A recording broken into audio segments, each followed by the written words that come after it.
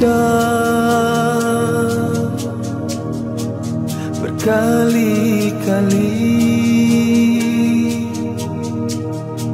hitamnya hati, kiri dan kanan, depan belakang, digoda rayu, tiada jemu. Kiri dan kanan, depan belakang, digoda rayu, tiada jemu. Di situ istana cinta, rindu bersemayam, namun cahayanya tiada, lantaran dosa. Di situ mukimnya iman, senjata setia, namun sinarnya pudar akibat noda.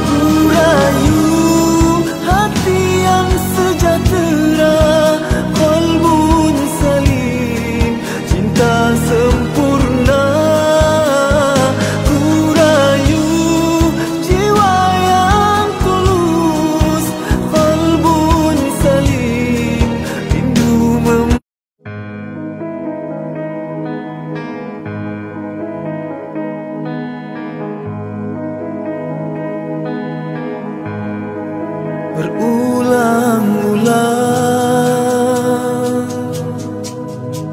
langkah kecundang berkali-kali,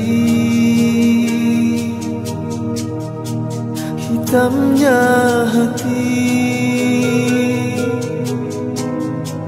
kiri dan kanan, depan belakang, digoda rayu, tiada jemu. Kiri dan kanan, depan belakang, digoda rayu, tiada jemu. Di situ istana cinta, rindu bersemayam, namun cahayanya tiada, lantaran dosa. Di situ mukimnya iman, senjata setia, namun sinarnya pudar akibat noda.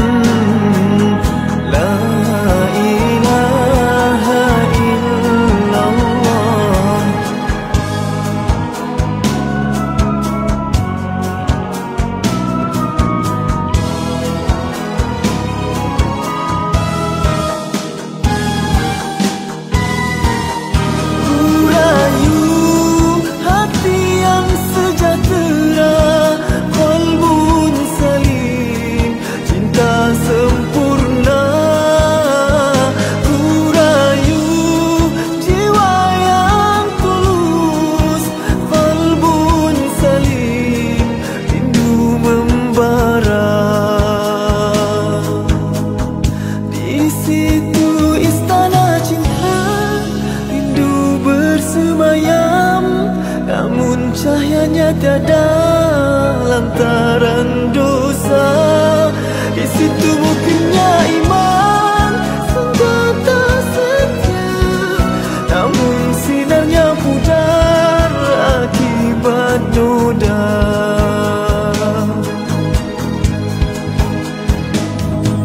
Berulang-ulang langkah kecundang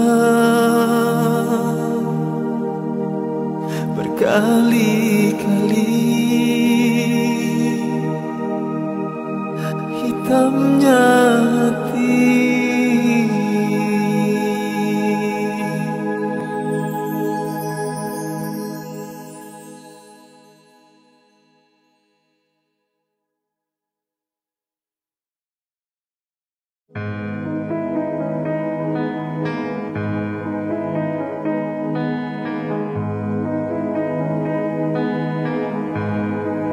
Berulang-ulang barang di situ istana cinta, rindu bersemayam, namun cahayanya tiada lantaran dosa. Di situ mungkinnya iman, senjata setia, namun sinarnya pudar akibat noda.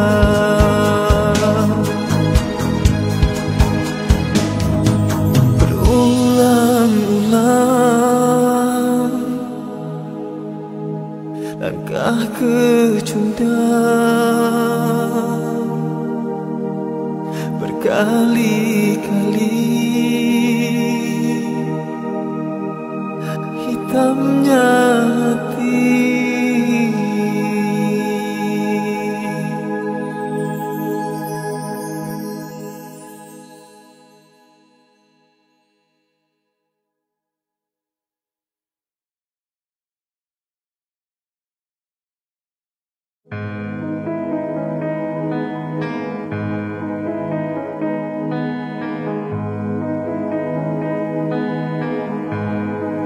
Berulang-ulang langkah kecundang, berkali-kali hitamnya hati. Bismillahirrahmanirrahim. Assalamualaikum warahmatullahi wabarakatuh. InsyaAllah mari sama-sama kita mulakan kuliah kita pada malam ini dengan membaca Ummul Quran Al-Fatihah. A'udzu billahi minasyaitonir rajim. Bismillahirrahmanirrahim. Alhamdulillahi rabbil alamin. Ar-Rahmanir Rahim. Maliki yaumiddin. Iyyaka na'budu wa iyyaka nasta'in. Ihdinas siratal mustaqim. Siratal ladzina an'amta 'alaihim ghairil maghdubi 'alaihim waladdallin. Amin. Assalamualaikum warahmatullahi wabarakatuh. Bismillahi alhamdulillah. Wassalatu wassalam ala rasulillah. Wa ala alihi wa sahbihi wa mawalah. Subhanaka la ilma lana illa ma 'allamtana innaka antal alimul hakim. Rabbi shrah li sadri wa yassir li amri wahlul 'uqdatam min lisani yafqahu qawli. Rabbi yassir wa la tu'assir wa tammim bil khair, amma ba'd. Seluruh sahabat-sahabat, tuan-puan, adik-adik, anak-anak, ya, para asatizah yang turut bersama, semuanya Ustazah ucapkan ya ahlan wa sahlan wa marhaban bikum ke kuliah talaqi ya bersama dengan Ustazah. Mudah-mudahan sentiasa kita dipandu, dibimbing oleh Allah Azza wa Jalla. Mari sama-sama kita mulakan dengan doa yang Ustazah petik daripada doa Qiyamil Lail yang disusun oleh Dr. Muhammad Mahmud As-Sawaf, yang disusun oleh Syekh Muhammad Mahmud As-Sawaf, terbitan Darul I'tisam, di mana diletakkan tajuk ya bab kepada doa itu adalah Allahumma alhimna rushdana, ya Allah ilhamkanlah kepada kami kebijaksanaan, ya kurniakanlah kepada kami kecerdikan ya Allah. Jadi sama-sama kita berdoa, ya mudah-mudahan Allah memberkati dan memustajabkan doa kita. نستغفر الله العظيم الرحيم ونتوب إليه نستغفر الله الجليل الكريم ونستعين به نستغفر الله القدير الحكيم ونتوكل عليه نستغفر الله الكبير المتعال ونتوسل إليه اللهم ألف بين قلوبنا إخوانا واجمعنا على طاعتك أعوانا وأصلح ذات بيننا واهدنا سبلنا ونجنا برحمتك من الظلمات إلى النور وجنبنا الفواحش ما ظهر منها وما بطن وبارك لنا في أسماعنا وأبصارنا وقلوبنا وأزواجنا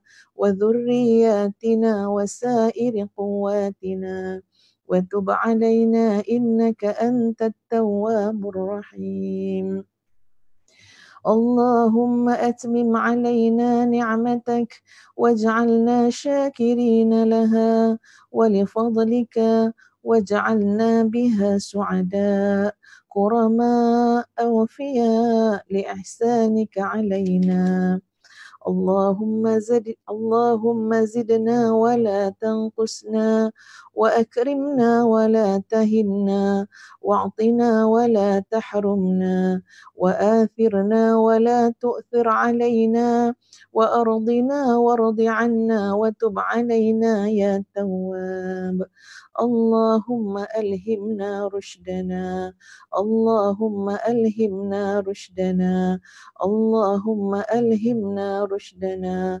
وعذنا من شرور أنفسنا ونسألك اللهم فعل الخيرات وترك المنكرات وإقالة العثرات والزلات وإذا أردت بقوم فتنة فتوفنا غير مفتونين وجنبنا الفتن ما ظهر منها وما بطن وصلى الله على محمد وعلى آل محمد والحمد لله رب العالمين. Amin amin ya rabbal alamin. Alhamdulillah sahabat-sahabat sekalian, semuanya sihat ya insya-Allah. Alhamdulillah kita bertemu lagi pada malam ini. Kita meneruskan pengajian hikam di mana insya-Allah sahabat-sahabat yang ustazah kasihi sekalian, pada malam ini kita masuk kepada hikmah yang keempat. Ya, insya-Allah mudah-mudahan Allah berikan kita kefahaman ya. Allah berikan kita bimbingan untuk memahami ya ilmu daripada ilmu-ilmu Allah yang maha luas. Jadi insya-Allah sahabat-sahabat sekalian, mari kita sama-sama melihat kepada hikmah yang keempat. Ustazah telah pun mempermudahkan insya-Allah kepada sahabat-sahabat untuk melihat hikmah yang keempat melalui slide yang Ustazah sediakan ya. Jadi boleh rujuk pada slide itu untuk kita baca bersama-sama hikmah yang keempat. Hikmah yang keempat berbunyi, arih nafsaka minat tadbiri fama qama bihi ghayruka anka la taqum bihi li nafsik.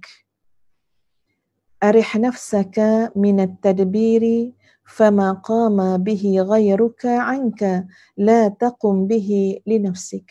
Maksudnya ialah rehatkanlah dirimu, rehatkanlah dirimu daripada tadbir ataupun urusan ini.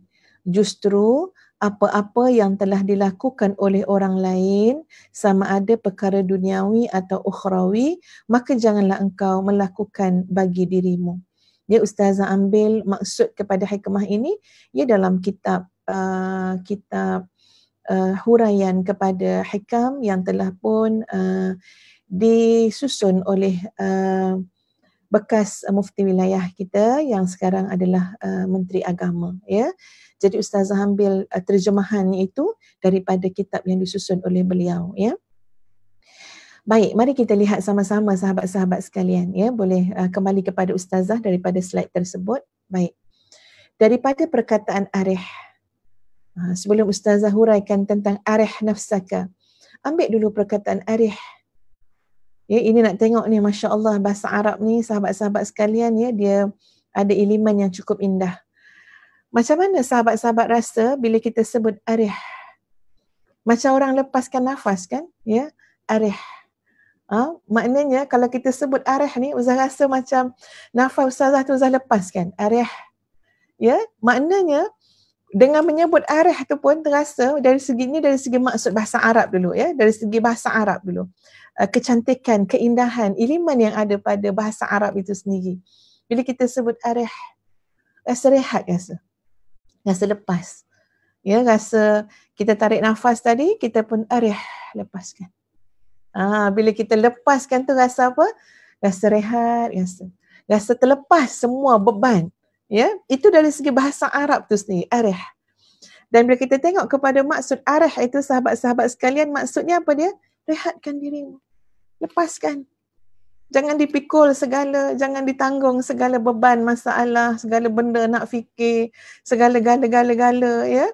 Sebab kita kena ingat sahabat-sahabat sekalian, ada batas kemampuan kita sebagai manusia.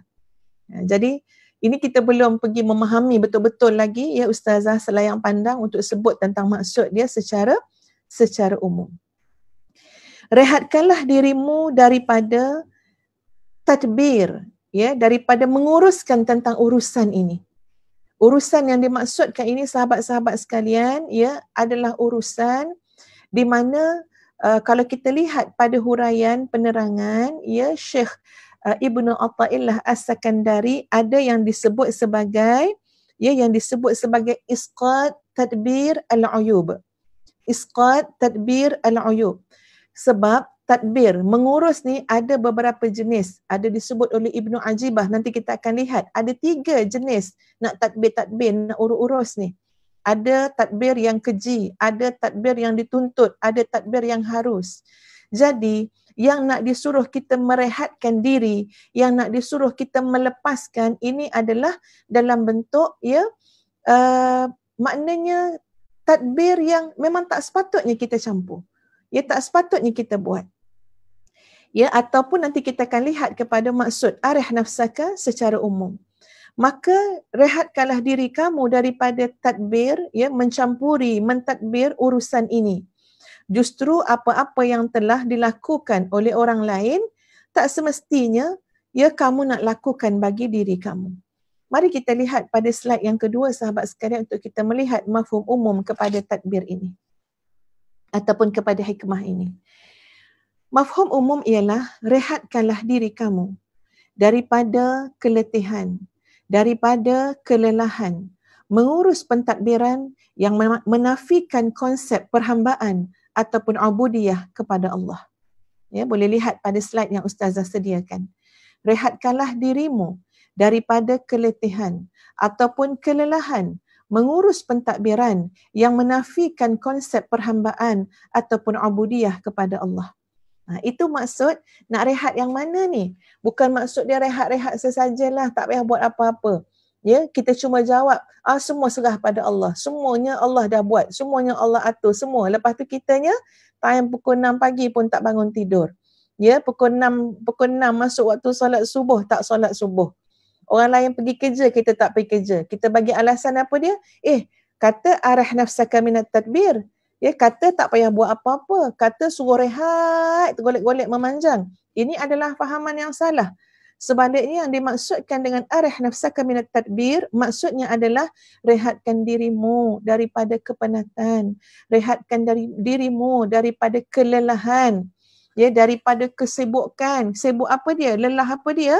Lelah dari segi menguruskan pentadbiran ataupun menguruskan hidup sesuatu urusan sehingga dalam menguruskan itu menafikan konsep penghambaan diri kepada Allah. Menafikan konsep ubudiyah diri kepada Allah. Maknanya kita bila menguruskan sesuatu, kita rasa macam kita ni hebat. Kita bila menguruskan sesuatu, kita mengandalkan semua kekuatan yang kita sangka ada pada diri kita. Contoh sahabat-sahabat sekalian, ya, katalah anak-anak kita nak sekolah, anak-anak kita nak membesar. Jadi kita ni kita sebut apa? Sayalah ibu tunggal dengan 2 tangan ni, dengan orang kata apa 4 kerat tangan dan kaki ini, sayalah yang besarkan anak-anak tu. Pagi petang saya pergi bekerja. Pagi saya berniaga, malam saya berniaga. Ya, saya belaka yang urus. Ya, malam saya buat kiraan. Okey, nak bayar yuran anak banyak mana? Okey, anak yang tak sihat, yang sakit perlukan rawatan banyak mana? Dia urus, tetapi sehingga dia lupa bahawa dia adalah hamba Allah. Dia uruskan kehidupan sehingga dia menafikan konsep abudiyah dia kepada Allah, penghambaan diri dia kepada Allah. Sehingga dalam menguruskan semua itu dia lupa berdoa, ya, lupa untuk menunaikan ketaatan kepada Allah, lupa untuk meninggalkan larangan Allah, ya, atas nama nak mengurus, nak melakukan, nak mentadbir, maka ya, dia langgar batasan hukum haram yang Allah telah letakkan, dia langgar batasan hukum haram dan makruh, sehingga dia tidak melakukan perkara yang wajib yang Allah perintahkan. Maka ini yang dimaksudkan, sibuknya kamu, penatnya kamu, lelahnya kamu dalam menguruskan hidup dan urusan kamu, sehingga kamu terlupa ya untuk memaknai satu konsep yang besar dalam kehidupan, iaitu konsep kehambaan diri kepada Allah Azza wa Jalla. Sehingga setakat ini sahabat-sahabat faham ke tak faham? Ustazah nak tengok respon ya daripada sahabat-sahabat kita.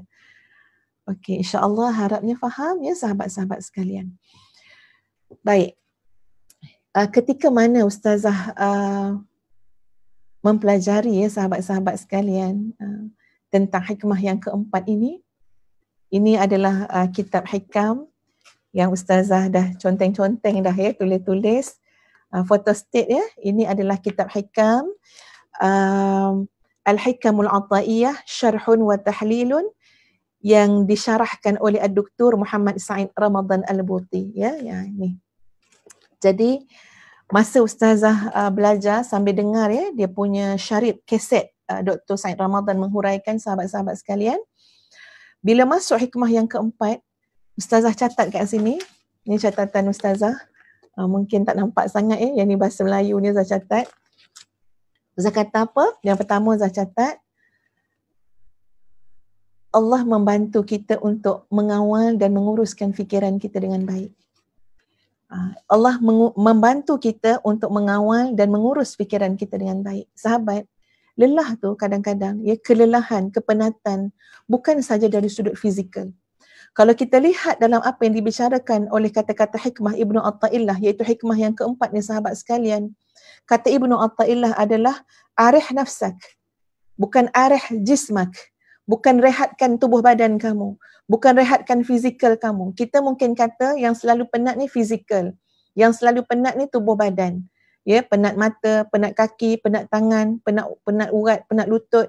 Tapi yang sebenar-benarnya sahabat sekalian, antara kepenatan ya yang sangat meresahkan, kepenatan yang memang akan menjadikan hidup kita keluh kesah dan huru-hara adalah jiwa kita penat. Jiwa kita penuh dengan ratapan, jiwa kita penuh dengan keluhan. Ya, jiwa kita selalu tak puas hati. Masya Allah, penat jiwa tu. Hari ni tadi Ustazah ada sebut. Ustazah ada buat satu poster dalam Instagram dan Facebook Ustazah.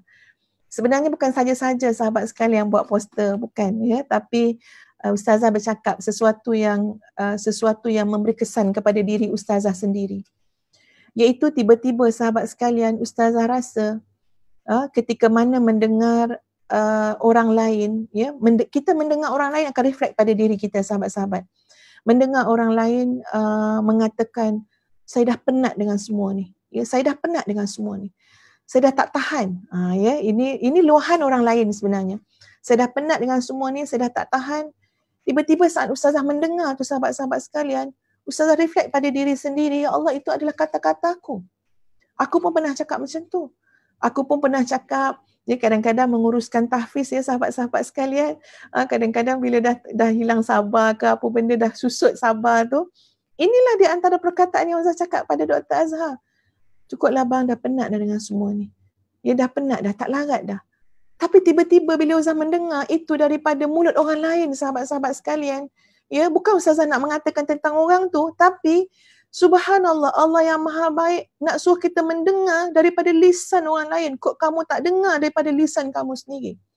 Ya, kok Ustazah terlupa apa yang Ustazah cakap, sekarang Ustazah dengar daripada lisan orang lain. Dia mengatakan penat, dah tak larat, apa semua. Dan saat itu Ustazah rasa apa? Ya Allah, ya Tuhan, buruknya kelakuan aku. Ya Allah, ya Tuhan, Pernahkah aku pernah bercakap demikian, pernah mengeluh demikian? Sikit-sikit penat, sikit-sikit letih. Penat yang kita sebut bukan penat dalam bentuk yang biasa-biasa, tapi penat dalam bentuk maknanya kita fed up. Kita dah malas. Kita dah menyampah, sahabat-sahabat sekalian. Kita dah tak tahan. Allahu Akbar. Ketika itu saya tengok, saya fikir apa? Kesian dekat jiwa kita. Jiwa kita kepenatan. Kerana ada sesuatu yang jiwa kita tidak nampak. Padahal setiap pekerjaan yang kita buat, setiap amalan yang kita buat, kalau cantik niat dia, kalau betul amalan yang kita buat menurut syariat, mutaba'ah Rasulullah sallallahu alaihi wasallam, kalau betul mengharapkan Allah, kalau benar pada niat, benar pada pelaksanaannya, insya-Allah kita takkan penat. InsyaAllah ada penawar pada kepenatan, ada penawar kepada kelelahan kita. Apa dia? Kerana tidak ada setiap langkah, setiap amal yang kita buat bermula daripada keinginan Allahumma illa, kecuali Allah akan balas dengan kebaikan yang berlipat-lipat kali ganda. Malu untuk kita kata penatlah, malaslah, dah tak sukalah nak buat semua ni. Allahu Akbar. Sedangkan kita buat tidak pernah sia-sia di sisi Allah. Sedangkan kita buat itu dalam keadaan nak mensyukuri nikmat Allah pun kita tak mampu. Kalaulah kita kata okeylah kita buat kebaikan, kita buat amalan bukan dalam konteks untuk kita melihat apa yang Allah akan berikan kepada kita, ganjaran yang Allah akan berikan kepada kita. Kalau bukan itulah sudut pandang kita, cuba kita alih sahabat sekalian, sekurang-kurangnya kita melihat apa yang kita lakukan, amalan yang kita buat, biarlah dalam maksud makna nak mensyukuri nikmat yang Allah berikan. Itu pun kita tak mampu pun sebenarnya nak bersyukur. Ya? Kenapa kamu serahkan diri kamu kepada urusan dakwah? Ya, kenapa kamu wakafkan diri kamu untuk berkhidmat kepada ummah? Contoh, biarlah jawapan yang kita buat, jawapan yang kita boleh cakap, sekurang-kurangnya ini tanda aku nak berterima kasih kepada Allah.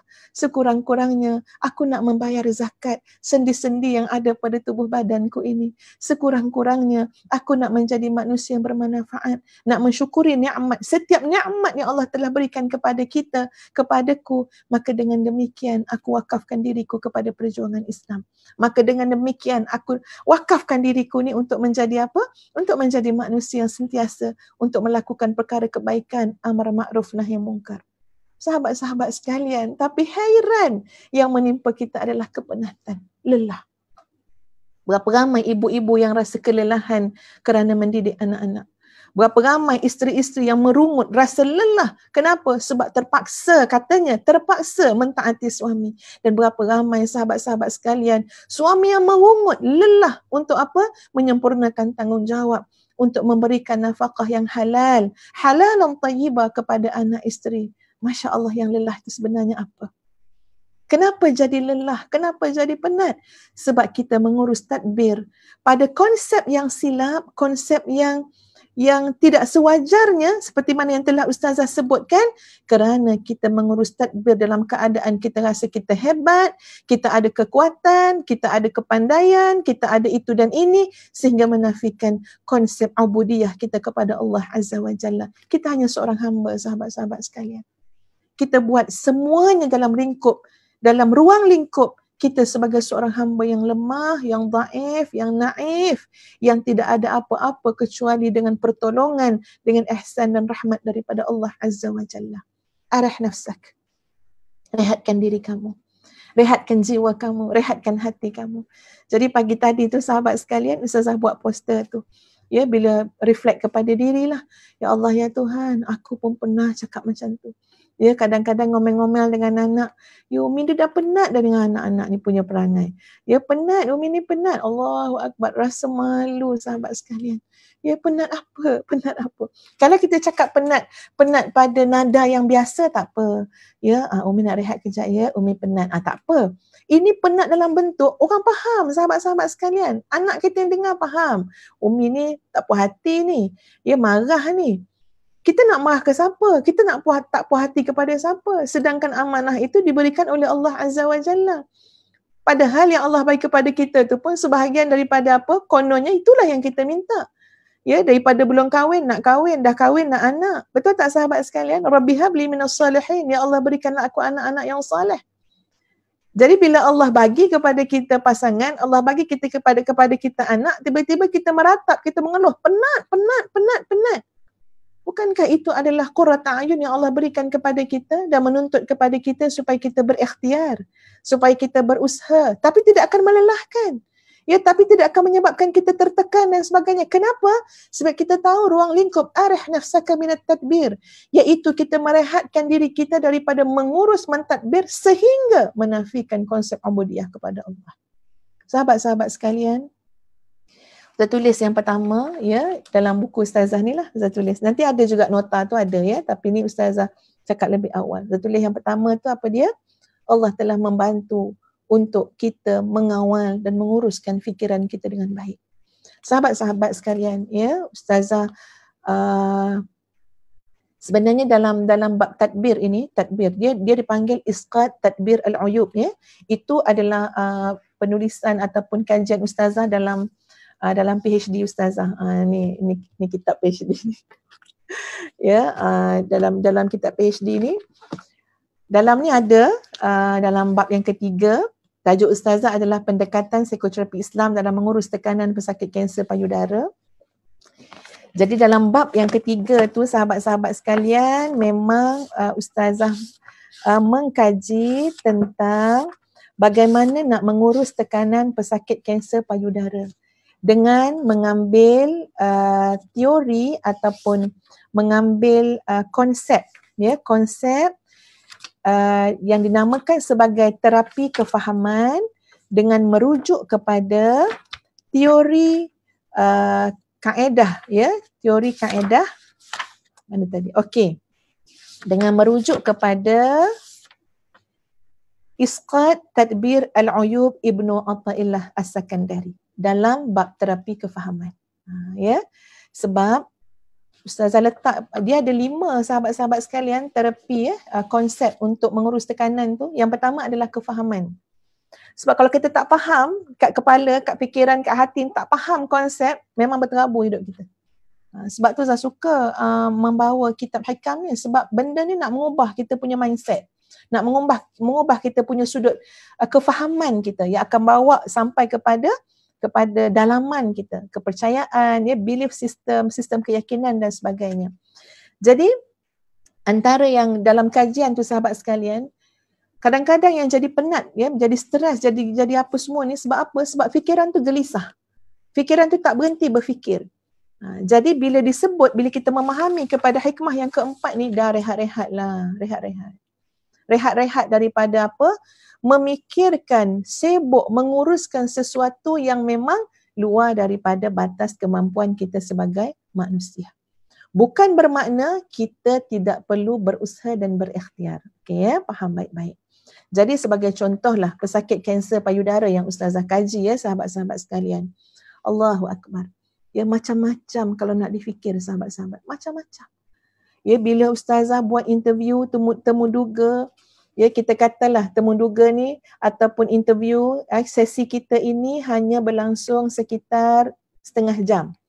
Itu katalah itu kita buat macam tu. Ya, hanya berlangsung sekitar setengah jam. Tapi yang berlaku sahabat-sahabat sekalian takkan jadi setengah jam. Meleret-leret sampai 1 jam, sampai 1 jam setengah. Daripada satu isu kepada satu isu yang akan disebut oleh pesakit tersebut. Ya, antara yang dia sebut, bila dia sebut bermakna benda itu, ya Allah, memenuhi pikiran dia, memenuhi hati dia.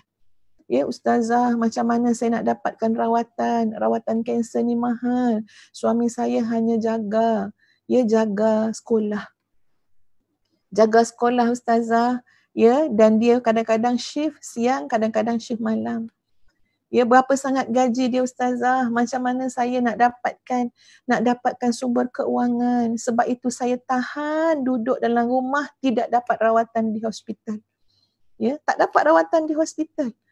Lepas tu fikir lagi, kalau saya masuk hospital Ustazah, siapa nak jaga saya? Suami saya kena bekerja, ada anak-anak yang masih lagi ditanggung. Ya, ada anak laki-laki saya pun kena bekerja. Sampaikan ada satu kes tu sahabat-sahabat sekalian, Ustazah nak bagi dia minum air. Ustazah tengok mulut dia kering sangat, bibir dia sangat kering. Ustazah kata, Kak, Ustazah ambilkan air Kak. Okey, minum Kak. Minum banyak sikit Kak. Dia minum sikit je. Dia minum sikit dan dia minta Ustazah bacakan sikit, tawar-tawarlah ke air ni Ustazah. Dia kata, tolonglah letakkan oleskan air tu dekat bibir saya, memadai. Saya kata sikit sangat akak minum kak. Minum banyak sikit. Kena banyak minum air. Kononnya lah, Ustaz pandai lah. Kononnya cakap banyak minum air lah. Apalah ya. Kena banyak minum air. Dia geleng kepala. Sikitnya akak minum air. Apa dia kata? Ustazah, akak takut nanti sekarang akak terkencing. Ya, akak tak boleh nak pergi ke bilik air tu. Kadang-kadang bayang rasa nak pitam, nak rebah. Itu yang akak fikirkan. Ya, bila anak akak balik petang karang, barulah akak minum air banyak-banyak. Sebab bila nak terkencing ada anak lelaki-lelaki tolong papah masuk bilik air. Allahu Akbar. Macam-macam dalam fikiran, macam-macam. Ya. Jadi dalam terapi atau sebenarnya tajuknya pendekatan psikoterapi kajian tu. Macam mana kita nak bawa kepada sahabat-sahabat yang seperti ini, jadi kita tolong bantu untuk apa? Untuk mengharmonikan perkara apa nak fikir, perkara apa nak buat dengan perkara yang tak payah fikir berat-berat lah. Lebih baik berehat, serahkanlah urusan kepada Allah. Ya, serahkan urusan kepada Allah. Jadi dibantu untuk apa? Untuk kawal fikiran. Sebab fikiran tu ya Allah, fikir macam-macam tuan-puan sekalian. Itu yang jadi stres. Itu yang jadi tertekan. Kalau dalam konteks pesakit kanser ni sahabat-sahabat sekalian, antara sebab kanser ni ya jadi agresif, jadi cepat merebak pun dia terkait juga dengan persoalan tekanan hidup. Ya, stres yang datang daripada apa? Cara kita berfikir, olahan fikiran kita, mengurus fikiran. Jadi masya-Allah bila kita sebut arih nafsaka minat tadbir, ya kita ni hamba, kita buat pada kadar yang kita mampu. La haula wala quwata illa billahil aliyul azim. Kita berikan zikir-zikir yang boleh menanamkan keyakinan kepada diri kita sebagai hamba Allah yang tidak ada kekuatan, tidak ada kuasa. Ya, seperti zikir hasbunallah, ni'mal wakil, ni'mal maula wa ni'mal nasir. Jadi rasa apa? Rasa terubat dah. Ya, tak larat nak fikirlah. Kadang-kadang sahabat-sahabat sekalian, Ustaz jumpa dengan pesakit-pesakit kanser, ya, yang dalam kajian Ustazah, menangis depan Ustazah. Ya Allah, saya rasa pilu sangat Ustazah. Saya rasa syahdu sangat. Saya kata kenapa? Sebab saya tak tahu nak balas macam mana. Nak balas macam mana sokongan yang suami saya beri. Saya tak tahu nak balas macam mana pengorbanan yang anak-anak saya telah berikan kepada saya. Alhamdulillah Ustazah, anak-anak saya jaga saya dengan baik. Tapi saya pedih melihat kebaikan anak tu. Ya, saya pedih tengok anak saya ya bawa buku kat sebelah sambil-sambil pegang kaki saya. Saya rasa pedih melihat tu. Sebab apa? Saya dah tak ada kuasa nak membalasnya. Saya tak teraya bangun dah Ustazah. Jadi nampak tak sahabat-sahabat sekalian, ada perkara yang jangan difikirkan sampai macam tu sekali. Jadi Ustazah sebut, ya Kak, rehatkan diri daripada fikir benda tu. Yang membalas setiap perbuatan baik manusia adalah Allah. Kalaupun akak diberikan daya oleh Allah untuk balas pun kebaikan anak, akak takkan mampu membalasnya ya dengan sehebat seperti mana Allah menganjari atas setiap perlakuan kebaikan hamba-hambanya. Ya, kita pun sebut jazakumullah khairal jaza. Ucapan terima kasih kita kan. Semoga Allah membalas kamu dengan sebaik-baik balasan. Dah, jangan fikir Kak, jangan fikir nak balas macam mana, tak payah fikir, serah pada Allah. Tiap-tiap kali terasa dalam diri akak rasa pilu syahdu kerana itu tadi, cepat-cepat akak doa, ya Allah berikan barakah hidupnya, berikan anakku jodoh yang baik, berikan dia keturunan yang baik, ya Allah. Doa. Itu peranan kita, itu adalah kerja kita sebagai seorang hamba. Bukan fikir-fikir sampai susah hati, bukan fikir-fikir nak urus segala sampai sakit kepala. Itu juga seorang sahabat, ya, Ustazah duduk dekat sahabat tu. Nama-nama yang Ustaz jadikan contoh-contoh cerita ni sahabat-sahabat sekalian semua dah tak ada dah kat atas muka dunia ni. Dia telah kembali menemui Allah. Kembali ke rahmatillah, ya. Salah seorangnya lagi, Ustazah pergi ke rumah beliau setelah beliau dibawa balik ke rumah, ya. Senyap je, tak cakap apa. Ustazah bisik kat tepi dia. Saya kata dengan dia, Kak, ada apa-apa tak yang akak nak cakap? Akak luah Kak? Ada apa-apa tak yang akak nak cakap? Ini salah seorang daripada sahabat yang sakit, tuan-puan sekalian, yang paling kurang mengeluh. Allah Alam, saya pun tak perasan sangatlah masa bila dia mengeluh. Paling kurang, senyap. Ya, selalu minta buah tasbih tu, nak tasbih, ya, nak zikir. Jadi Ustaz sampai bertanya, Kak, ada apa-apa tak akak nak cakap? Ada apa-apa yang terbuku Kak? Akak sampaikan. Ya, Ustazah sudi nak dengar. Dia geleng kepala. Masya Allah ya, bila dia geleng kepala tu, saya kata Masya Allah, dia sangat jaga. Ya, innama ashku bathi wa huzni ilallah. Sesungguhnya aku ni hanya ngadu dengan Allah. Aku ni semua benda dengan Allah. Allahu Akbar. Dia tidak dipenatkan dengan mengadu-ngadu pada manusia. Allahu Akbar. Dia tak dipenatkan dengan mengeluh-ngeluh pada manusia. Allahu Akbar. Ya, dia geleng kepala, tak ada benda nak cakap. Ustazah pula rasa malu buat tawaran tapi macam tak ada apa pula kan ya. Lepas tu duduk sebelah dia. Tiba-tiba dia cakap sepatah dua patah ya, dia cakap, cuma Ustazah, dia kata, cuma Ustazah, akak kesian dengan suami dan anak-anak akak. Kesian dengan suami dan anak-anak akak sebab mereka kena menguruskan kehidupan mereka sendiri. Jadi maknanya, okey, ada poin kat situ. Sahabat ini antara yang menjadi kerisauannya adalah suami dan anak-anaknya kena menguruskan hidup sendiri. Sebab dulu mungkin dia permudahkan urusan tu ya, dengan izin Allah, dia bangun masak ya, dia siapkan bekal nak ke sekolah dan sebagainya. Jadi bila dia cakap macam tu, Ustazah pun kata, dia kata dengan dia, Kak, jangan difikirkan soal itu. Yang menguruskan alam ini adalah Allah. Ya, semua makhluk ini yang menguruskannya adalah Allah. Masa anak akak dalam kandungan akak pun tak tahu macam mana makanan tu akan sampai. Akak pun tak tahu macam mana anak akak akan hidup dekat dalam tu, dalam air ketuban, sahabat-sahabat sekalian. Bila keluar pula ke dalam ke muka bumi ni, tak boleh duduk dalam air pula, tersedak kita kan ya. Tapi dalam perut, dalam rahim, Allah jaga. Allah jadikan okey duduk dalam air ketuban, tak ada apa-apa. Allah dah jaga. Dan sebenarnya selama itulah seluruh hayat kita ni dijaga oleh Allah. Tapi kadang-kadang sebab kita ni ternampak sangat sebab musabab terlampau besar, sampai kadang-kadang kecil pula kita melihat kepada pemeliharaan Allah, ya, yang Allah Maha berkuasa atas segala sesuatu. Innama idza aradallahu syai'an ayyaqula lahu kun fayakun. Ya, dijaga oleh Allah, dipelihara oleh Allah. Pada batas yang memang akak tak mampu nak buat apa-apa dah, tak boleh nak usaha, tak boleh nak ikhtiar, cukup, jangan fikir lagi. Serahkan urusan pada Allah, tawakal pada Allah. Ya, sebagai seorang hamba yang menghambakan diri kepada Allah, ubudiah kepada Allah, berdoa. Semakin hebat doa kita, semakin tertahqiq, semakin terbukti kejelasan kita ini adalah hamba Allah yang sentiasa berharap menyandarkan hidup kepada Allah Azza wa Jalla. Nampak sahabat-sahabat sekalian? Maksud yang harus kita fahami daripada hikmah ini, rehatkanlah dirimu daripada keletihan mengurus pentadbiran yang menafikan konsep penghambaan diri kepada Allah ataupun ubudiyah kepada Allah. Kalau kita merujuk kepada sebuah hadis Nabi SAW, dia ada dalam slide yang Ustazah sediakan tadi kan, ya, iaitu di mana Nabi SAW bersabda, innallaha ja'ala ar-ruha war-rahata fir ridha wal yaqin. Sesungguhnya Allah menjadikan ruh dan kerehatan adalah pada sifat ataupun pada keadaan redha dan yakin. Di situ letaknya kerehatan.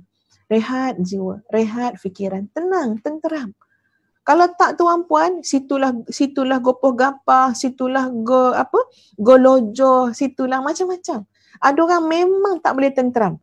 Kita duduk dengan dia pun, kita dengan kita rasa tak tenteram. Kelang kabut memanjang, ya. Kita tengok Nabi sebut apa? At-ta'anni minallah wasti'jal minasyaitan.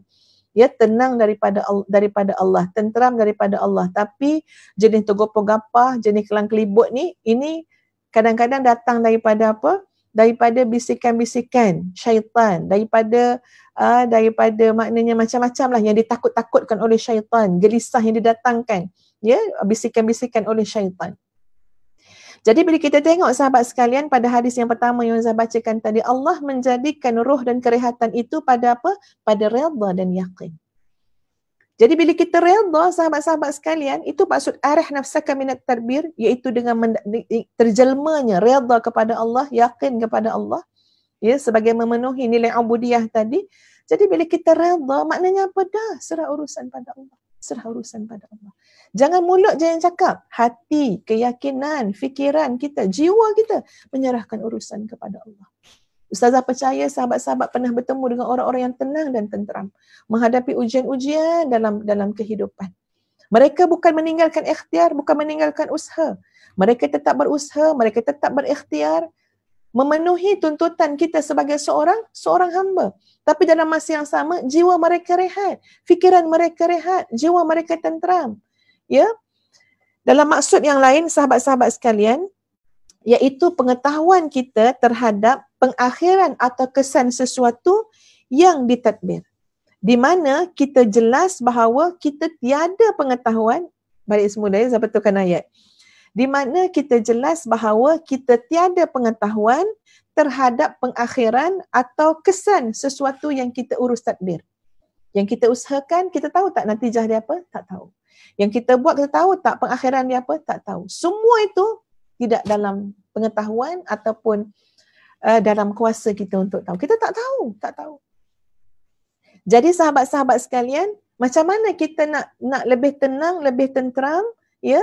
Maknanya dalam apa jua keadaan, kita usaha, kita ikhtiar.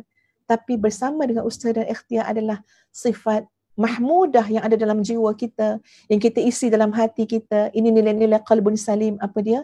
Kita sentiasa redha dengan setiap ketetapan Allah. Kita sentiasa yakin bahawa Allah tidak pernah menzalimi hamba-Nya. Tengok macam mana kemarin dalam surah Al-Mulk. Ya, orang-orang yang ahli neraka tu, tuan-puan sekalian. Ditanya, malaikat tanya kepada ahli neraka tu, api neraka tu tanya. Ya, ditanya kepada orang-orang dalam ahli neraka tu, apakah tidak datang kepada kamu orang yang memberi peringatan? Ya, sehingga disebut dalam kitab tafsir, ya, seolah-olah ini satu gambaran nak tunjuk apa? Allah tidak pernah mengazab hamba-Nya dalam bentuk ataupun seolah-olah ini adalah perlakuan yang tidak adil. Sama sekali tidak pernah. Allah itu maha adil. Allah tak pernah menzalimi sesiapa pun. Jadi sampai atau tak sampai orang memberitahu tak kepada kamu tentang kebenaran, tentang hidayah, mana yang benar, mana yang salah. Apa jawapan orang-orang dalam neraka? Ya, kami telah mendengarnya. Ya, kami telah mendengarnya. Tapi kami tidak memikirkannya. Kami telah dengar, tapi kami tak ikut. Tengok sahabat-sahabat sekalian. Ya, bila kita sebut tentang kita, ya harus redha, yakin kepada Allah. Allah tak pernah zalim. Jangan pula dalam kita berusaha, contoh ya, kita ni dah usaha-usaha dah ni. Tapi macam mana nanti kalau kita ni, ya dah usaha, dah berniaga-berniaga, tengok melingkup perniagaan kita. Macam mana kalau kita berniaga nanti 10 kali lingkup? Ya, jadi muflis. Jadi ini kita telah bercakap sesuatu yang sebenarnya memang akan memenatkan kepala kita. Sebaliknya apa peranan ataupun tugas kita? Kita usahalah, kita ikhtiarlah. Usaha jangan usaha bodoh-bodoh kan. Kita ni kan, usaha maksudnya usaha apa? Usaha carilah ilmu dalam bidang yang kita nak usahakan. Ya, carilah sahabat, carilah rakan kongsi yang baik. Carilah pengalaman, belajar daripada pengalaman orang lain. Boleh buat sempadan, boleh buat teladan. Barulah usaha dan ikhtiar kita tu jadi usaha dan ikhtiar yang terbaik, yang sempurna. Adapun kesan daripada usaha, natijah daripada usaha, sesungguhnya kita tak pernah tahu apa yang benar-benar akan terjadi. Jadi kalau kita usaha ataupun belum usaha tapi dah menjangkau kepada sesuatu yang memang kita takkan tahu, bahkan kau tanya sejuta orang pun, orang tu pun takkan tahu nasib setiap orang lain, maka ini akan menyusahkan kita. Ya, seolah-olah kita melelahkan diri kita sendiri daripada sesuatu kita tak tahu. Contoh sahabat-sahabat sekalian, ini Ustaz pernah rasakan sendiri dalam bab didik-didik anak. Ya Allah, aku didik-didik anak. Ya, aku cuba dah usaha buat apa yang boleh kan, ya sahabat-sahabat sekalian, kita cuba. Tapi nanti macam mana kalau anakku tetap menjadi fitnah kepada apa yang kau bawa? Islam yang kita bawa. Macam mana nanti kalau anak kita begitu begini? Penat sahabat-sahabat sekalian fikir macam tu. Tapi saya pernah fikir macam tu. Macam mana kalau nanti anak ni yang memalukan kita? Macam mana nanti kalau anak ni? Jadi pemikiran-pemikiran yang seperti ini seolah-olah kita nak tadbir, kita nak urus habis daripada awal pangkal sampai penghabisan. Daripada pangkal sampai akibah. Sedangkan kita tak tahu. Jadi memadai sahabat-sahabat sekalian apa dia? Kita buat sesuatu yang Allah amanahkan kepada kita. Ya Allah tuntut kepada kita usaha, ikhtiar. Usaha ikhtiar yang penuh dengan bimbingan daripada Allah. Ya, bimbingan maksud dia macam mana? Belajar daripada ilmu yang telah disampaikan, ya, daripada hadis-hadis Nabi SAW, merujuk kepada Al-Quran dan Sunnah Rasulullah SAW, mendapat bimbingan guru-guru yang pakar, ada keahlian dalam bidang-bidang tersebut. Jadi insya-Allah, soal apa akan jadi selepas itu, serah kepada Allah.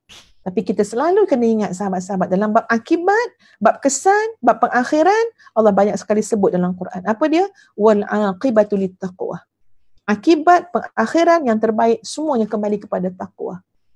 Ya, wal aqibatu littaqwa. Semua akibat kepada orang bertakwa, akibat yang baik. Maknanya pengakhiran yang baik, semua yang menang siapa dia? Orang bertakwa kepada Allah. Jadi usaha kita apa dia? Jadi manusia bertakwa. Soal apa nak jadi esok, apa jadi akan datang, arih nafsaka minat tadbir. Tak payah kita nak urus segala-gala sampai lelah fikiran, lelah jiwa. Ini satu perkara yang disebut, ya, yang difahamkan, yang kita cuba nak fahamkan dalam konsep yang dibawa, diketengahkan pada hikmah yang keempat ini. Baik, mari kita lihat kepada slide yang selanjutnya. Tadbir menurut Ibnu Ajibah. Tadi Ustaz dah sebut, ya, ada 3 tadbir menurut Ibnu Ajibah. Yang pertama adalah tadbir yang keji. Tadbir yang keji adalah menuntut atau memaksa sesuatu dengan bersungguh-sungguh, sama ada dalam urusan berkait agama ataupun dunia. Hal ini disebabkan kerendahan adab, qillatul adab, dan kegopohan yang menghalang ketaatan kepada Allah. Jadi tadbir tu menurut Ibnu Ajibah ada 3. Yang pertama adalah tadbir yang keji. Keji sungguh orang yang menguruskan hidupnya seperti ini. Iaitu dalam sama ada urusan keduniaan ataupun urusan ukhrawi, dalam dia mentadbir diri dia, ya, dia bersungguh-sungguh ataupun menuntut, memaksa untuk sesuatu itu berlaku hingga berlakunya kegopohan, kegelojohan yang menghalang ketaatannya kepada Allah. Kok mana pun aku nak jadi orang kaya. Ni contoh. Kok mana pun aku nak jadi orang kaya. Ya, tak nak jadi orang miskin. Aku nak usaha sampai jadi kaya. Ya, kita boleh cakap kita nak usaha sampai jadi kaya. Tapi sampai jadi kaya tu tuan-puan, itu bukan dalam ilmu kita. Ya, itu bukan dalam keupayaan kita, sahabat-sahabat sekalian. Boleh jadi kita usaha, tapi kehendak Allah tidak kaya harta, tapi mungkin kaya jiwa, kaya hati, ya, kaya ilmu ma'rifah kepada Allah. Itu kita tak tahu. Jadi usaha atas nama kok mana pun nak jadi kaya. Tengok 5 tahun usaha tak kaya juga. 6 tahun usaha tak kaya juga. Kenapa jadi tak kaya ni? Ini kononnya dia postmortem lah. Kenapa jadi tak kaya ni? Yelah, sikit-sikit nak syariah compliance. Sikit-sikit nak syariah compliance. Lambatlah kaya, kata dia. Ya, itu maknanya hati dia, dengusan nafsu dia. Memang susahlah kamu nak jadi kaya, asyik ikut syariah compliant. Sikit-sikit halal, haram, halal, haram. Tengok kawan kamu, senang-senang jadi kaya. Apa dia? Redah aja. Redah aja. Yang syubhah-syubhah redah, yang haram-haram redah. Nampak hasil dia cepat jadi kaya? Nampak tuan-puan, ini adalah tadbir yang sangat keji. Tadbir yang keji. Kenapa? Kita nak uruskan hidup kita, kita campur tangan, kita usaha, kita ikhtiar, sehingga membelakangkan ketaatan kepada Allah, sehingga menjerumuskan diri kita kepada memaksiatkan Allah ataupun melakukan perkara yang Allah larang. Nampak ya sahabat sekalian, kita ni pun nak urus juga hidup kita kan, ya. Ada ruang lingkup yang Allah berikan kemampuan kepada kita manusia untuk berikhtiar, untuk berusaha. Ya, tapi jangan sampai kita melakukan tadbir yang keji tadi. Baik, itu yang pertama. Tadbir yang kedua adalah tadbir yang dituntut oleh syarak. Di mana tadbir yang dipertanggungjawabkan seperti perkara yang wajib dan sunat untuk kita lakukan, ya, bagi perkara ketaatan bersama, tengok ayat tu, ya, iaitu tadbir yang dipertanggungjawabkan kepada kita. Kita kena buat. Sahabat-sahabat sekalian, takkan nak bagi alasan, tak tahulah macam manalah nak solat ni. Kenapa kak tak boleh nak solat? Kenapa tuan tak boleh nak solat? Susahlah, kerja. Macam mana kita ngurus hidup kita? Bukankah Quran dah bagi panduan? Ya, dalam surah Al-Jum'ah, kamu berniaga, tapi bila datang seruan panggilan Allah, kamu tinggalkan perniagaan kamu. Untuk apa? Untuk kamu ingat kepada Allah. Untuk kamu menunaikan solat. Kemudian setelah kamu ingat kepada Allah, lepas kamu solat, bertebaranlah kamu untuk meneruskan usaha kamu, ikhtiar kamu, kerja kamu. Tengok macam mana Islam dah susunkan. Allah dah bantu. Uruslah masa kamu. Jangan bagi alasan kerja sampai solat pun tak sempat. Uruslah masa kamu. Jangan bagi alasan kerja sampai tak sempat untuk menyantuni anak isteri. Sampai tak sempat nak tengok apa dah jadi dengan akhlak anak isteri kita. Nampak sahabat-sahabat sekalian? Maka tadbir yang dituntutlah tadbir yang dipertanggungjawabkan seperti wajib dan sunat bagi perkara ketaatan bersama dengan dalam kita melakukan urus tadbir tersebut, kita uruskan masa kita uruskan keluarga kita uruskan keuangan kita bersama dengan menyerahkan kehendak diri kepada Allah yang Maha Berkuasa. Jangan lupa tu poin tu. Jangan lupa tentang perkara apa dia? Semuanya dalam izin, dalam ilmu, dalam kuasa Allah yang Maha Berkuasa, Allah yang Maha Agung, Maha Perkasa. Jadi sepanjang kita usaha, jiwa kita tenang. Sepanjang kita ikhtiar, hati kita tenang. Macam kemarin ya, Ustazah sebut. Jumpa kakak Ustazah. Kakak Ustazah sebut, Dek, Wallahu a'lam. Dan kemudian nampak manis muka dia bila sebut Wallahu a'lam. Ustazah kaji-kaji sikit kok datang mana perkataan Wallahu a'lam kakak Ustazah. Jarang orang sakit kita jumpa sebut Wallahu a'lam ya. Jadi rupanya kata anak saya Ustazah, itu perkataan Atuk. Atuk kalau jumpa dengan Umi, ya Atuk akan sebut Wallahu a'lam. Hanya Allah yang mengetahui segala-galanya. Rehat. Kita ikhtiar. Ya, patut kemoterapi kita buat kemoterapi, patut radioterapi kita buat radioterapi. Kita sama-samalah menolong pada apa, kita numpang kepada ilmu yang Allah berikan kepada doktor yang merawat. Kita tak ada kemahiran tu, kita tak tahu dia macam mana, apa dia kemoterapi, radioterapi yang belajarnya doktor tu. Kita numpang ilmu yang Allah bagi pada doktor tu. Tapi bukan untuk kita sibukkan fikiran kita fikir, kok macam mana pula lah kalau kemoterapi ni sekarang jadi begitu, jadi begini, tak berjaya, hanya mendatangkan kesan-kesan yang penat. Sampai bila nak fikir macam tu? Yang mudah, yang senang, yang seharusnya, yang wajar apa dia?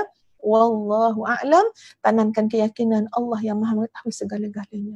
Mana ubat ni nak pergi, sampai ke tak sampai, ya, jalan ke tak jalan, berkesan ke tak berkesan, wallahu a'lam. Hanya Allah yang Maha mengetahui. Dah kita berikhtiar dalam keadaan hati kita senang, hati kita lapang, hati kita tenteram. Ya, sahabat-sahabat sekalian. Yang ketiga, tadbir yang harus. Tadbir yang harus adalah tadbir dalam urusan duniawi di samping bersama dengan penyerahan diri kepada Allah. Jadi ini memang tak boleh keluar daripada konteks ataupun konsep menyerah diri kepada Allah. Tertakluk kepada kekuasaan Allah. Yakin bahawa setiap sesuatu itu tak akan berlaku kecuali dengan izin Allah. Itu dalam banyak-banyak urusan kehidupan, ya, rutin harian. Ialah tadbir yang harus yang kita buat, tapi mesti supaya tak jadi keji tuan-puan, mestilah dengan keyakinan bahawa semua ini ia datang daripada kita serahkan kepada Allah Azza wa Jalla.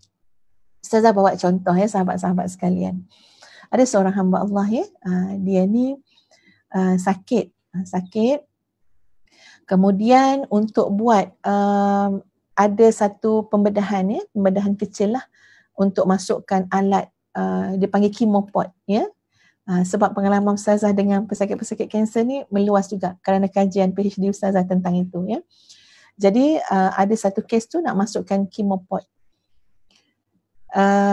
Datang seorang doktor non-Muslim. Doktor non-Muslim yang berpengalaman ya, yang dia di hospital tu kata doktor yang lain lah ya, dan nurse yang lain katanya doktor tu memang tak ada kerja lain kecuali dia menguruskan tentang ni lah, nak masukkan chemopod ni, benda-benda yang nak masukkan jarum ke apa-apa alat dalam badan ni. Itulah kerja dia. Itulah juga dia punya kepakaran dia. Jadi bila patient tu sahabat-sahabat sekalian takut ya, patient tu macam takut dia ada pengalaman masuk chemopod, lepas tu kena buka balik, kena keluar balik, lepas tu infection bernanah dan sebagainya. Jadi doktor tu datang, doktor tu kata apa? Itu sangat senang Ma, dia kata. Ya, itu sangat senang Ma. Ya, saya boleh buat pejam mata. Doktor tu cakap ya, saya boleh buat pejam mata. Kat sini pun saya boleh buat. Dekat bilik ni pun saya boleh buat. Cuma tak bagus lah buat kat bilik ni sebab tak steril apa semua dia kata. Ya, tapi kat sini pun saya boleh buat. Cakap-cakap semua siap. Dia cakap semua siap. Saya lepas tu dia tanya kat nurse yang teman yang mengiring tu, dia kata dengan nurse tu, you tahu kan, you pernah dengar tak saya buat salah? You pernah dengar tak saya buat salah masuk chemopod? Jadi itu Dr. Nur Muslim cakap, pesakit dan juga waris yang dengar ni, Allah, orang kata apa, kuat semangat. Macam tu ya. Aduh, dengar tu kan. Jadi kita ni lah yang cuba jawab apa? Maknanya orang yang mendengar ni lah yang cuba jawab, InsyaAllah, InsyaAllah, InsyaAllah. Nampak beza benda dalam ni sahabat sekalian. Beza iman, ya. Beza keyakinan kita terhadap urusan-urusan mentadbir ni. Jadi, panjang dah pesakit dengan waris ni, insya-Allah tak kira dah. Ya doktor tu faham ke tak faham, insya-Allah. Sehingga kan kata sahabat tu bila doktor tu dah keluar kan, dia kata dia takut nak buat sebab apa?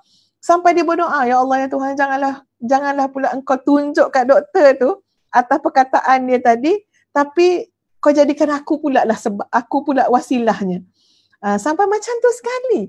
Sebab apa? Sebab takut dengar saya boleh buat, saya pandai buat, ini bidang kepakaran saya, ini ilmu saya, tanpa sebarang sandaran kepada zat yang maha berkuasa.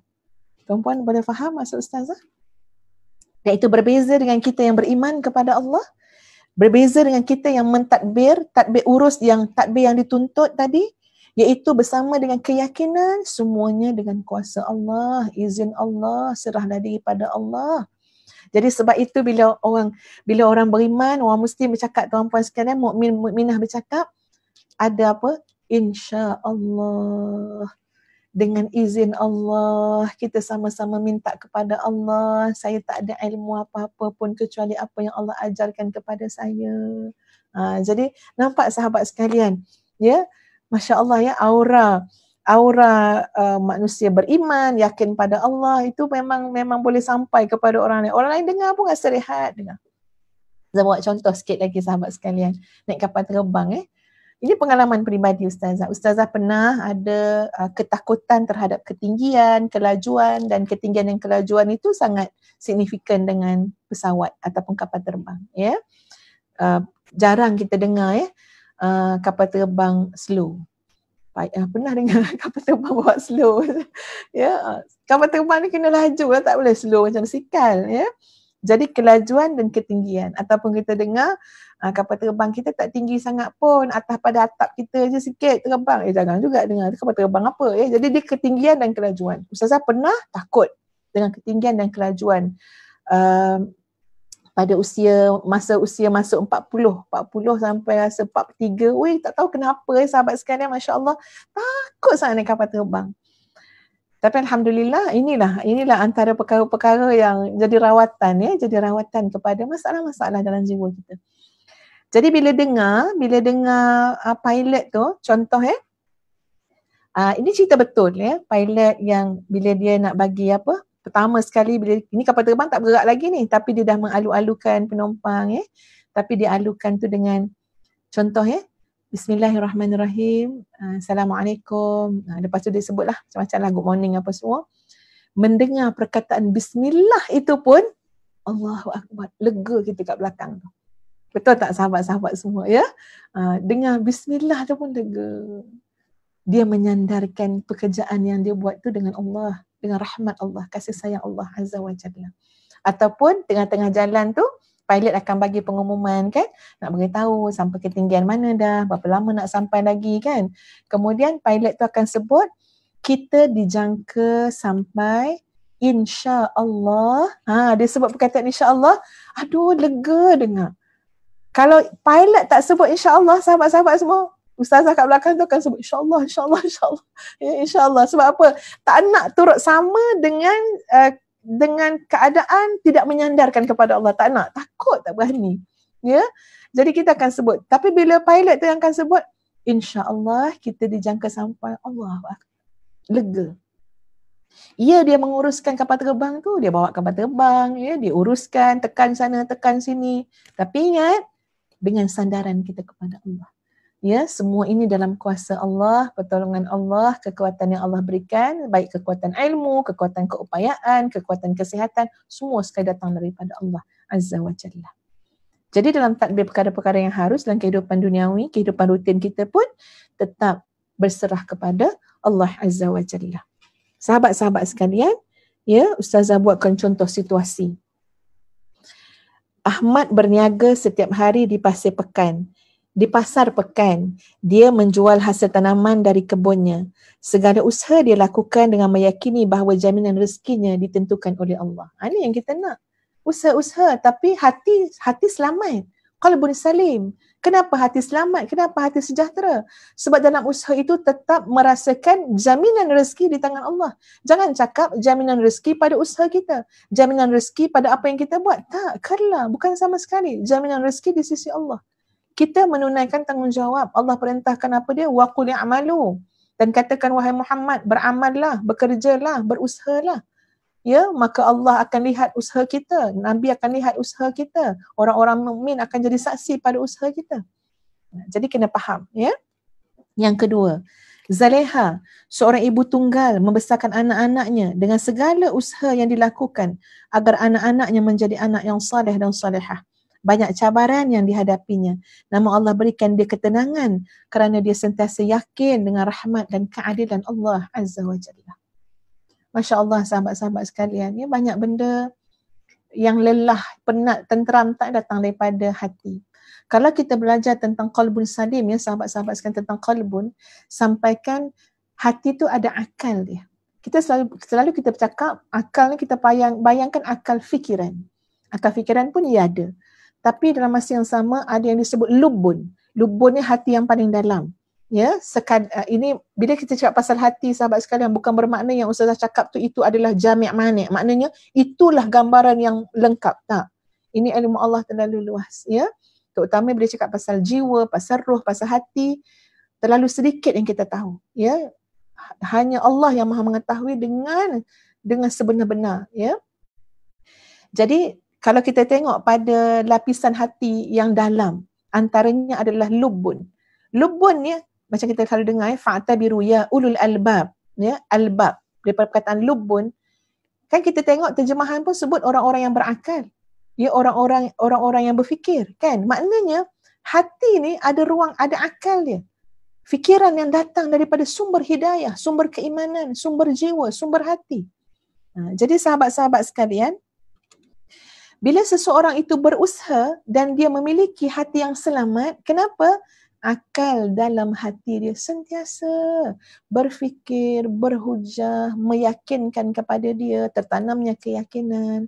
Apapun yang kita buat, yang kita usahakan, yakin dengan rahmat Allah. Yakin Allah Maha Pengasih, Allah Maha Penyayang. Yakin Allah Maha Pengampun. Boleh jadi dalam usaha kita akan terbuat salah, tersilap. Ada orang tak nak usaha apa-apa, tak naklah takut berdosa, tak naklah takut tersilap. Sudah langsung tak buat apa-apa. Ya, kita usaha, kita ikhtiar. Dalam masa yang sama, andai kata kita tersilap, Allah itu Maha Pengasih, Maha Pengampun, Maha menerima taubat. Kita manusia biasa yang tidak mungkin tidak melakukan kesilapan. Jadi hati kita tu tenang, tenteram. Ya, sentiasa yakin dengan janji-janji Allah. Yang ketiga, Jeffrey berniaga telah 20 tahun. Dia percaya dengan segala usahanya dia akan berjaya.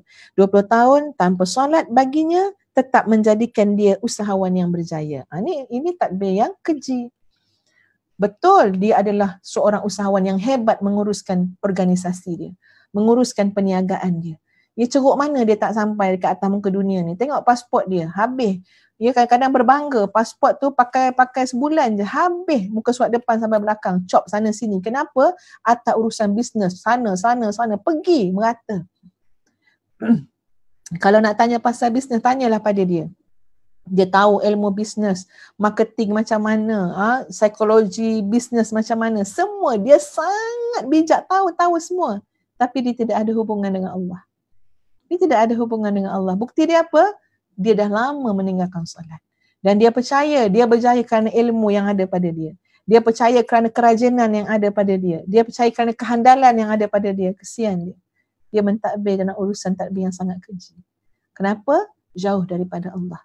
Apa yang berlaku kepada dia? Sebenarnya dia sangat lelah dan penat. Sangat penat dan lelah. Setiap kali usahanya tidak menjadi, usahanya tidak berjaya. Ya, setiap kali susut dia punya keuntungan. Oh, yang itu ya Allah, ya Tuhan ya. Maknanya dia punya kesan pada diri dia sangat kecewa, sangat tertekan, sangat gelisah. Kenapa? Sebab tidak ada yang namanya keyakinan, kepercayaan, keimanan, sandaran kepada Allah. Ya, Allah Jalla wa'ala, Allah yang maha hebat, Allah yang maha tinggi. Nampak sahabat-sahabat sekalian, bagaimana insya-Allah hati kita akan tenteram. Buatlah kerja kita ya, buat kerja kita ya, sedang segala urusan itu dalam pengetahuan Allah, dalam kekuasaan Allah, dalam ilmu Allah yang maha sempurna. Sahabat-sahabat sekalian, masa telah menunjukkan jam 10.18 ya. Ini jam ustazah lah. Jadi tak boleh lama sangat ya. Itu agreement ustazah dengan Dr. Azhar. Ustaz marah kalau lama-lama. Ya, jadi 10 okeylah ni sejam lebih sikit. Tapi cuba tunjukkan sahabat-sahabat corak apa ni, admin tolong tunjukkan slide yang kita belum sempat. InsyaAllah yang ni kita bawa ke minggu depan. Dalam kajian ustazah terhadap Isqat Tadbir Al-Uyub Ibnu Athaillah As-Sakandari ya, ada 10 corak pemikiran dalam memahami Isqat Tadbir Al-Uyub berkait pengurusan tekanan. Jadi ustazah dah siapkan slide-nya. Ada 10 corak pemikiran. Masya Allah, subhanallah, insya-Allah tuan-puan sekalian, kalau kita faham dengan 10 corak pemikiran dalam memahami soal-soal pentadbiran ni, tadbir-tadbir ni ya, berkait pengurusan tekanan, insya-Allah hati kita akan tenteram. Ya, insya-Allah hati kita akan tenang. Tapi 10 perkara itu tidak dapat untuk ustazah huraikan pada malam ini. Ini adalah insya-Allah poin yang kita akan huraikan pada minggu hadapan dalam talaqi hikam kita. Jadi maknanya minggu hadapan tu sebelum ustazah masuk kepada hikmah yang kelima, ustazah akan cuba menghuraikan dahulu 10 corak pemikiran dalam memahami Isqat Tadbir Al-Uyub berkait pengurusan tekanan. Supaya kita dapat hidup dengan tenang, dengan bahagia, qalbun salim, jiwa yang sejahtera insya-Allah. Apapun kita akan sambung pada minggu hadapan ya, dalam kuliah talaqi untuk kitab hikam. Sebelum ustazah akhiri, ya, ustazah nak kongsikan satu kisah di mana ada seorang alim ya.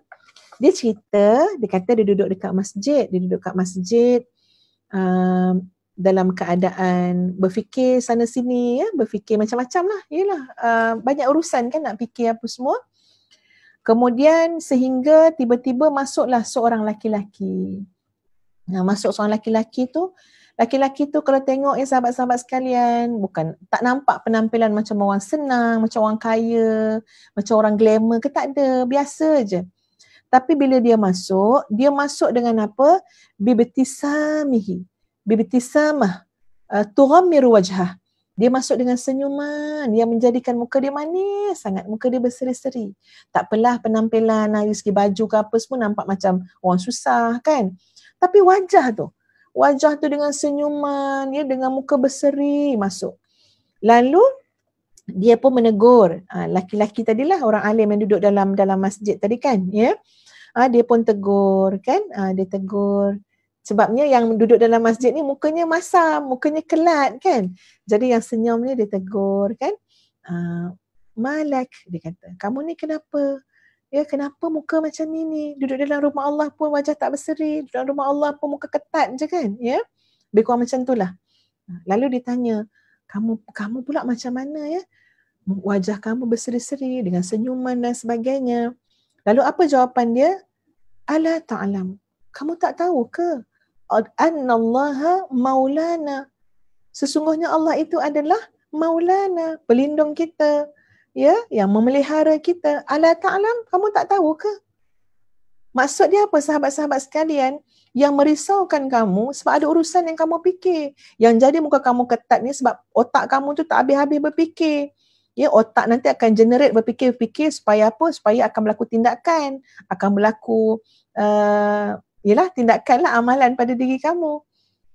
Tapi dalam keadaan kamu ni mungkin terlepas pandang. Apa dia? Annallaha maulana. Allah yang lindungi kita, Allah yang pelihara kita, Allah yang jaga kita. dalam keadaan Allah yang maha hebat, Allah yang maha berkuasa atas segala sesuatu yang tidak ada bandingannya dengan apa pun. Allah yang maha sempurna, kudus, Allah yang maha suci daripada segala aib dan kelemahan.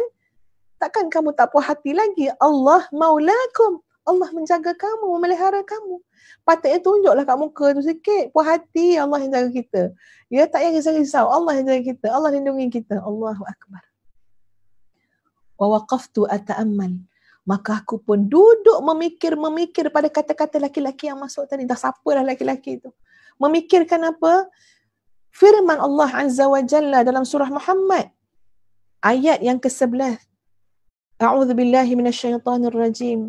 Dzalika bi anna Allah maula alladzina amanu wa annal kafirina la maula lahum. Yang demikian itu dengan sesungguhnya Allah adalah penjaga, pelindung, wali kepada orang-orang yang beriman, dan sesungguhnya orang-orang kafir tidak ada pelindung mereka, tidak ada penjaga bagi mereka. Allahu Akbar. Ya, jadi Ustazah pun bila tengok kisah tu ya tuan-puan sekalian, menung juga kan? Ya, kita pun ya Allah ya Tuhan, betul lah. Kadang-kadang kita ni qillatul adab dengan Allah. Ya, kurang adab dengan Allah. Tunjuk muka ketat, muka tak puas hati lah, itu belum bab-bab mengeluh lagi. Padahal Allah memelihara kita, Allah menjaga kita, Allah mengasihi kita, Allah memberikan segala-galanya pada kita. Ya, tak puas hati juga. Macam seorang anak, kita bawa naik kereta, bawa pergi jalan. Apa dia nak, kita bagi. Yang tak nak pun kita bagi. Tak minta pun kita bagi. Bawa sana, bawa sini. Beli itu, beli ni. Dapat itu, dapat ini. Tapi muka ketat. Muka tetap tak senyum. Muka tetap tak puas hati. Memang kenalah anak tu. Kita akan tanya, kenapa? Nak apa lagi? Apa lagi yang tak cukup? Umi nak minta satu je, apa dia? Tolong maniskan muka. Tolong senyum. Bagi bahagia sikit hati Umi nak tengok ni. Kita tahu tuan-puan, ya, kita buat satu analogi yang kita senang faham. Walillahil mathalul a'la. Beliau buat analogi itu bukan bandingan dengan Allah yang maha hebat, maha sempurna, tak boleh nak dibandingkan dengan apa pun. Tapi nak bagi faham je, senang faham. Jadi demikianlah. Ya, kenapa tunjuk muka ketat apa semua? Sebab mungkin hati tu tak cukup meyakini, ya, cukup mengimani, menghayati bahawa Allah, ya, mencukupkan, menjaga segala urusan. Jadi tenang-tenang saja. Ikhtiar dalam ketenangan. Ya, usaha dalam ketenteraman. Kita buat pada kadar yang mampu kita lakukan. Natijah segala-galanya, segala urusan sebenar-benarnya di tangan Allah Azza wa Jalla. Ya, sahabat-sahabat sekalian. Apa pun tak apa, insya-Allah nanti kita sambung pada minggu depan insya-Allah. Ustaz minta maaf salah silap, ya. Kalau ada salah silap dalam penghuraian, salah silap apa semula, Ustaz beristighfar kepada Allah. Astaghfirullahalazim. Astaghfirullahalazim. Astaghfirullahalazim. Mudah-mudahan Allah menambah baikkan kefahaman kita, ya, pengajaran kita dan sebagainya. Terima kasih kepada semua sahabat-sahabat sekalian. Dan Ustazah nak mengajak sahabat-sahabat yang ada, ya, yang mungkin nak melaksanakan ibadah korban pada tahun ini, insya-Allah boleh laksanakan menerusi, ya, pengurusan Ma'tafis Integrasi Madinatul Huffaz. Boleh rujuk pada Facebook Ustazah dan juga pada Instagram Ustazah cara bagaimana nak melakukan ibadah korban dan menyerahkan urusan tu, maknanya amanah tersebut kepada pengurusan pihak tahfiz. Pihak tahfiz pun menguruskannya dengan izin Allah, ya, dengan izin Allah. Jadi semuanya dalam ruang lingkup yang sangat terbatas, ya, sebagai seorang makhluk, sebagai seorang hamba Allah. Jadi boleh berbuat demikian kerana, ya, dalam masa yang sama bermakna sahabat-sahabat pun membantu juga, ya, Madinatul Huffaz untuk kita punya anak-anak murid, dia dapat sama-sama dalam ibadah korban tersebut. Jadi ini adalah kalau yang nak dibuat dekat tahfiz ni julung-julung kalilah kami adakan. Biasa kami uruskan dan berikan kepada pihak, maknanya kita buat dekat tempat lain, ya. Tapi insya-Allah mungkin kalau kalau dah boleh buat kat tempat sendiri, ya, tengok pada keadaan sekarang, ya, sebab masih lagi pandemik COVID-19 kan, insya-Allah kita akan buat dekat perkarangan Ma'tafis tu juga, ya, korban. Jadi boleh tuan-puan untuk bersama-sama dengan Madinatul Huffaz untuk ibadah korban. Dan Ustazah menjemput sahabat-sahabat semua, tolong daftar Mukim Mihrab Coaching. Ya, Mukim Mihrab Coaching ni lebih terfokus kepada pengurusan keluarga bahagia. Tak kiralah, ya, suami ada ke, isteri ada ke, ataupun tak kahwin ke apa ke, yang penting kita tak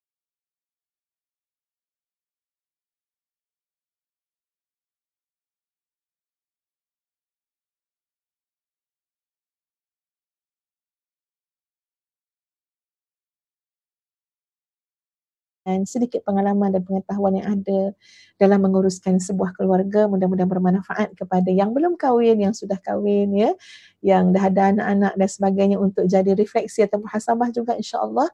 Segala-galanya kita serahkan pada Allah. Allah yang memberikan ilham, Allah yang memberikan segala kemudahan. InsyaAllah kita hanya berusaha dan berdoa kepada Allah. Jadi terima kasih semua sahabat-sahabat. Wabillahi taufiq wal hidayah. Assalamualaikum warahmatullahi wabarakatuh. Kita tutup dengan suratul As dan tasbih kafarah.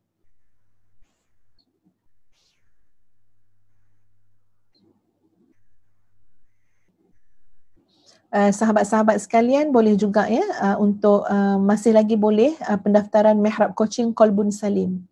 Ya, masih boleh pendaftaran Mihrab Coaching Qalbun Salim yang menjurus kepada Qalbun Salim. 2 kelas telah pun kita adakan dan berbaki lagi 2 kelas. Tapi kalau daftar sekarang pun tetap boleh ikuti 2 kelas yang sudah diadakan. Tetap boleh ikuti 2 kelas yang diadakan menerusi Facebook khusus yang kita sediakan untuk Mihrab Coaching Qalbun Salim. Jadi boleh daftar, boleh hubungi Fatih Team, ya, untuk pendaftaran Mihrab Coaching Qalbun Salim. Terima kasih semua. Astaghfirullahalazim. Astaghfirullahalazim. Astaghfirullahalazim li wa lakum. Assalamualaikum warahmatullahi wabarakatuh.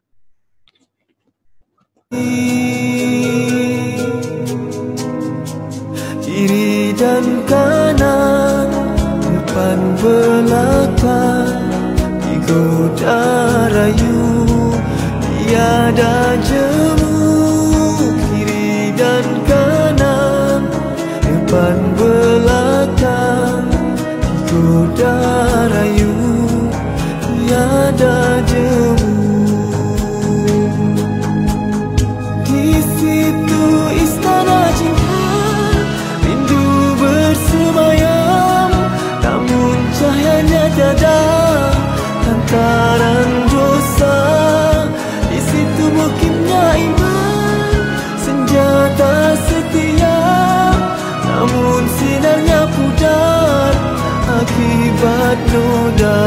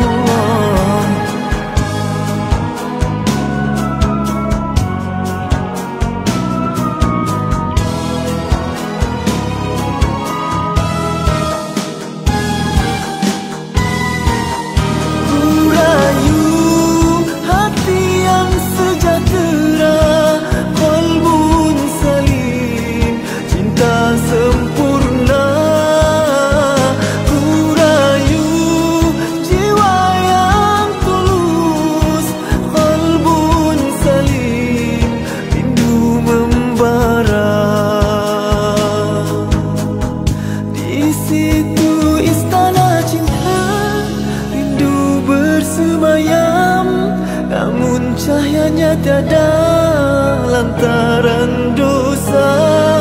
Di situ mukimnya iman, senjata setia, namun sinarnya pudar akibat noda.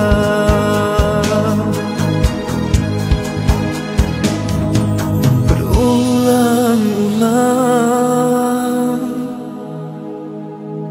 langkah kecundang, berkali-kali hitamnya hati.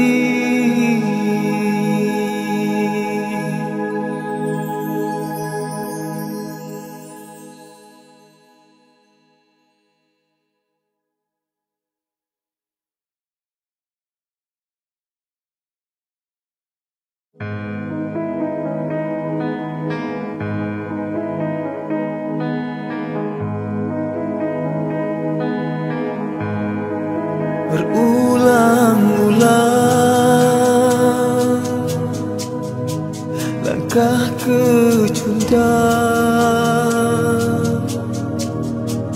berkali-kali hitamnya hati. Kiri dan kanan, belaka, digoda rayu, tiada jemu, kiri dan kanan, depan belakang, digoda rayu, tiada jemu. Di situ istana cinta, rindu bersemayam, namun cahayanya tiada lantaran dosa. Di situ mukimnya iman, senjata setia, namun sinarnya pudar akibat noda.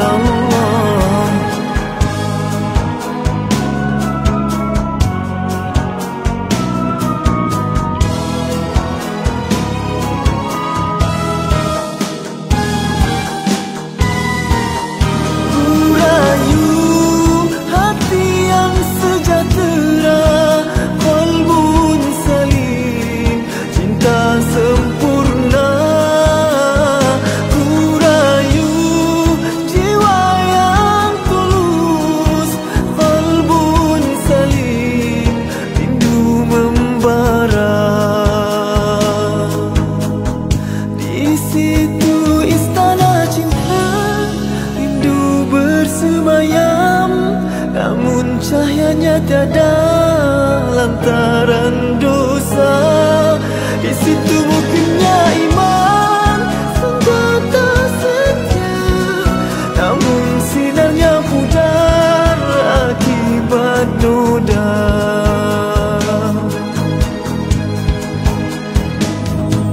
Berulang-ulang langkah kecundang,